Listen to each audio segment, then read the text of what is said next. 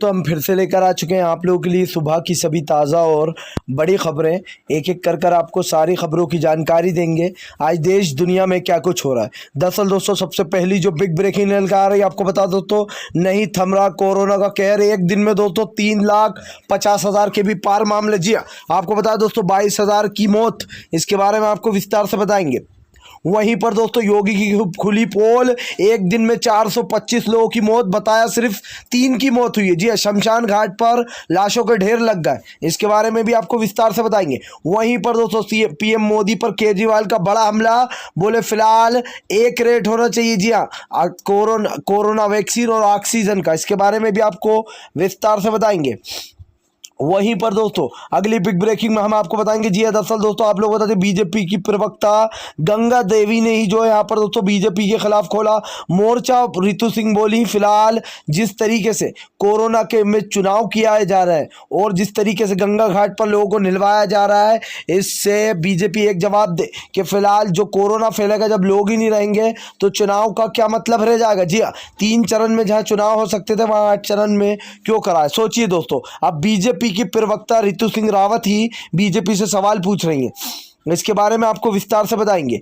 वहीं पर दोस्तों अगली बिग ब्रेकिंग में हम आपको बताएंगे ऑक्सीजन की किल्लत को लेकर। दोस्तों आपको बता दें पहले ही अफसरों ने चेता दिया था मोदी सरकार को, 1 महीने पहले ही बोल दिया था कि फिलहाल जबरदस्त तरीके से किल्लत होगी, लेकिन उसके बावजूद भी दोस्तों सरकार ने कुछ नहीं किया, इसके बारे में आपको विस्तार से बताएंगे। वहीं पर दोस्तों अगली बिग ब्रेकिंग में हम आपको बताएंगे। जी विनोद कापड़ी का मोदी सरकार पर बड़ा हमला, बोले एफआईआर दर्ज होना चाहिए पीएम मोदी के ऊपर। जिस तरीके से आज देश में हालात हुए हैं उसका जिम्मेदार कोई और नहीं बल्कि नरेंद्र मोदी हैं, इसके बारे में भी दोस्तों आपको विस्तार से बताएंगे। वहीं पर दोस्तों आपको बता दें नवीन पटनायक उड़ीसा सरकार ने कहा कि फिलहाल अगर पीएम मोदी ने काश ये मीटिंग पहले कर ली होती तो दिल्ली में ज़्यादा लोग मरते नहीं। जी अब तक दोस्तों आपको बता दें 25,000 की मौत हो चुकी दिल्ली में।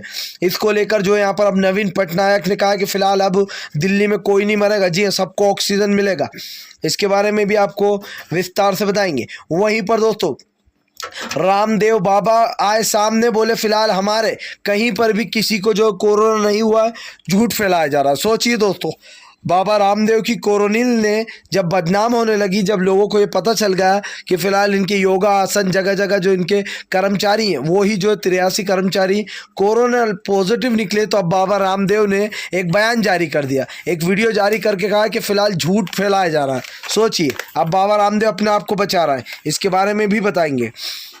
तो सारी खबरें एक एक कर देंगे। फिलहाल खैर चलिए बढ़ते हैं सबसे पहली और सबसे बड़ी खबर की ओर। दरअसल दोस्तों आपको बता दें पीएम मोदी कोरोना को संभालने में पूरी तरीके से फेल। एक दिन में दोस्तों 3,50,000 मामले नए।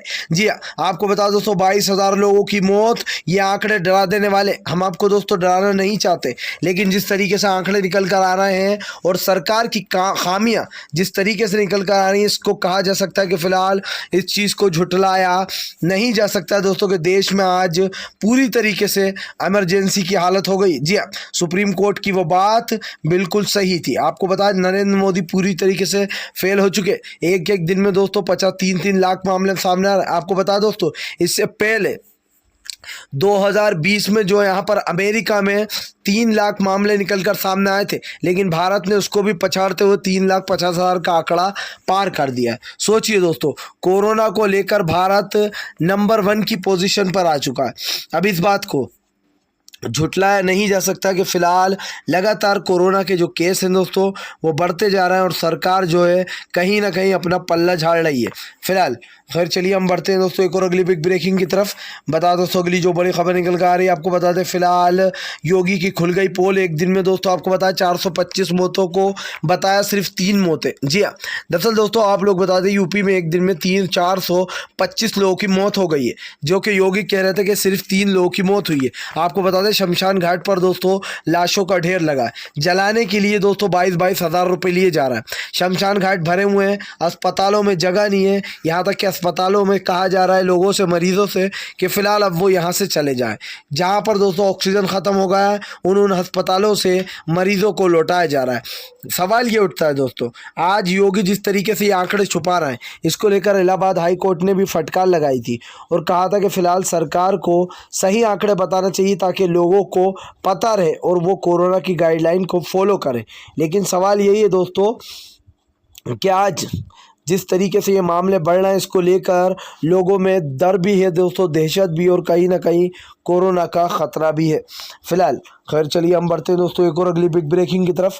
बता दोस्तों अगली जो बड़ी खबर निकल कर आ रही है, आपको बता दें ऑक्सीजन की हर जगह हो रही किल्लत। केजरीवाल बोले फिलहाल वैक्सीन और ऑक्सीजन का हर जगह एक रेट होना चाहिए। जी दरअसल दोस्तों आपको बता दें कल जब पीएम मोदी ने सभी राज्य सरकारों के मंत्रियों के मुख्यमंत्रियों के साथ बैठक की थी, उस दौरान दोस्तों केजरीवाल ने पीएम मोदी का जो गुप्त वीडियो था वो जारी कर दिया था। यानी कि उन्होंने सबको बताया था कि पीएम मोदी से क्या बातचीत हो रही है, जिसको लेकर मोदी जी गुस्सा भी हो गए थे कल की मीटिंग में।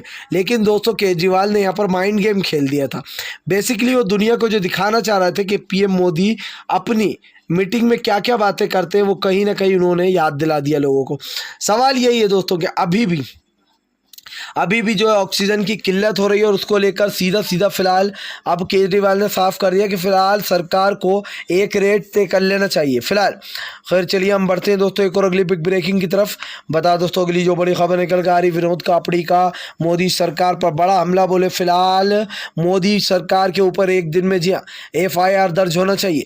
दरअसल दोस्तों विनोद कापड़ी का कहना है कि आज जो देश के हालात है वो नरेंद्र मोदी की वजह से, अगर वो बंगाल की रैलियों को छोड़कर जनता पर ध्यान देते तो आज हमारे देश की हालत नहीं होती। सोचिए दोस्तों अर्नब गोस्वामी जैसा दंगाई पत्रकार भी आजकल मोदी को घेर रहा है। कल एक वीडियो अर्नब का वायरल हुआ था जिसमें वो कह रहा था कि इन मंत्रियों के ऊपर और इन लोगों के ऊपर सख्त से सख्त कार्रवाई होना चाहिए जो लोग उसमें लगे हुए हैं दोस्तों चुनाव में।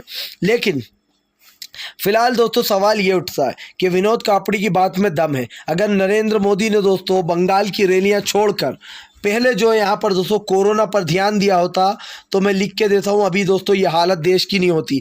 एक एक दिन में दोस्तों इतने लोग की जानें ना जाती। प्रधानमंत्री नरेंद्र मोदी ने दोस्तों इस देश को खतरनाक स्टेज पर लाकर खड़ा कर दिया। दूसरा सबसे वीक पॉइंट दोस्तों सरकार का कि राहुल गांधी अगर दोस्तों आवाज़ ना उठाते कि मैं अपनी सारी रैलियां रद्द करता हूं, तो मैं लिख के देता हूं दोस्तों कोई भी अपनी रैली रद्द नहीं करता। राहुल गांधी के बाद ममता बनर्जी ने करी, और ममता बनर्जी को देखकर नरेंद्र मोदी ने भी अपनी 2 रैलियां रद्द कर दी। सवाल ये दोस्तों कि आज जब 6 चरण के चुनाव हो चुके, आप 2 चरण के चुनाव के बाद अच्छे बनने की कोशिश कर रहा हो।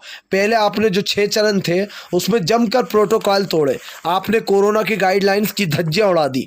लोगों को आप ये सिखाते रहे कि कोरोना की गाइडलाइंस को फॉलो करो, और ख़ुद जो कोरोना की गाइडलाइंस की धज्जियां उड़ाते रहे, चाहे वो नरेंद्र मोदी हो, गृह मंत्री अमित शाह हो, JP नड्डा हो, या फिर दोस्तों CM योगी हो। सवाल ये उठता है दोस्तों कि अगर यही अकल आपको पहले आई होती तो आज देश के ये हालात ना होते जो अभी है। और मैं आपको लिख के दे सकता हूं दोस्तों, ये सरकार सिर्फ और सिर्फ जो यहाँ पर सत्ता की भूखी है। इसको आज भी ना लोगों से प्यार है, ना कल था, और कल भी सत्ता से प्यार होगा। अब दोस्तों इस सरकार का अंत आ चुका है करीब। सरकार जो है बहुत जल्दी इसकी विदाई होने वाली है। जिस तरीके से हमारे देश का नागरिक परेशान होना है, या फिर यूँ कह दें आज जिस तरीके से देश के हालात है दोस्तों, उसको लेकर कहीं ना कहीं सवाल उठने शुरू हो गए। फिलहाल खैर चलिए हम बढ़ते हैं दोस्तों एक और अगली बिग ब्रेकिंग की तरफ। बता दोस्तों अगली जो बड़ी खबर निकल कर आ रही है, आपको बता दें प्रहलाद सिंह पटेल बोले फिलहाल अगर पीएम मोदी ने ये मीटिंग पहले कर ली होती तो जो यहाँ पर आज लोगों की जान नहीं जाती। जी हाँ दोस्तों आपको बता दें नवीन पटनायक जो कि उड़ीसा की सरकार है, उनका कहना है कि अगर प्रधानमंत्री नरेंद्र मोदी ये मीटिंग पहले कर ले तो आज दिल्ली में इतने लोगों की जान ना जाती। आपको बता दोस्तों उड़ीसा के मुख्यमंत्री नवीन पटनायक ने यह वादा किया कि फिलहाल अब दिल्ली में किसी की भी मौत नहीं होगी ऑक्सीजन की वजह से। जी वो ऑक्सीजन भरपूर मात्रा में भेजेंगे दिल्ली में। आपको बता दोस्तों इस मीटिंग को लेकर नवीन पटनायक ने काफ़ी कुछ बोला। उनका कहना है अगर पहले ही ये मीटिंग कर ली होती नरेंद्र मोदी ने तो आज कई जानें बच सकती थी। आपको बता दोस्तों केजरीवाल ने भी जमकर मोदी सरकार पे निशाना साधा। केजरीवाल का भी फिलहाल यही कहना था कि आज सरकार ने पूरे हालात बिगाड़ दिए, लेकिन हमने सरकार से जो उम्मीद रखी थी उस पर खरी नहीं उतरी। सवाल यही है दोस्तों कि फिलहाल सरकार के ऊपर कई जिम्मेदारियां होती हैं, लेकिन सरकार उसे पूरी तरीके से दोस्तों निभाने में असमर्थ रही है। इस बात को झुटलाया नहीं जा सकता है। फिलहाल खैर चलिए हम बढ़ते हैं दोस्तों एक और अगली बिग ब्रेकिंग की तरफ।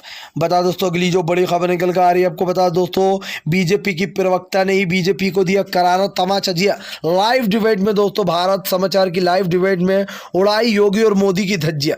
दरअसल दोस्तों आपको बता दें ऋतु सिंह रावत ने अब भारतीय जनता पार्टी के खिलाफ ही मोर्चा खोल दिया।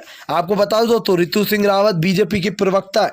आज जब दोस्तों लोग लालच में रहते हैं कि हम क्यों अपनी पार्टी के बारे में बुरे बोले, आगे चलकर हम राज्यसभा सांसद बन जाएंगे या फिर कोई और पद मिल जाएगा, लेकिन दोस्तों सलाम है ऋतु सिंह रावत को, सलाम है जिन्होंने बीजेपी की प्रवक्ता होने के बावजूद भी दोस्तों बीजेपी के खिलाफ ही मोर्चा खोल दिया।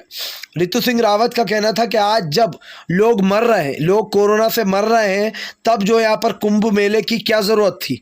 आज जब लोगों की जानें जा रही हैं, पंचायत चुनाव की ऐसी क्या जल्दी थी जो यूपी में पंचायत चुनाव कराया जा रहा है।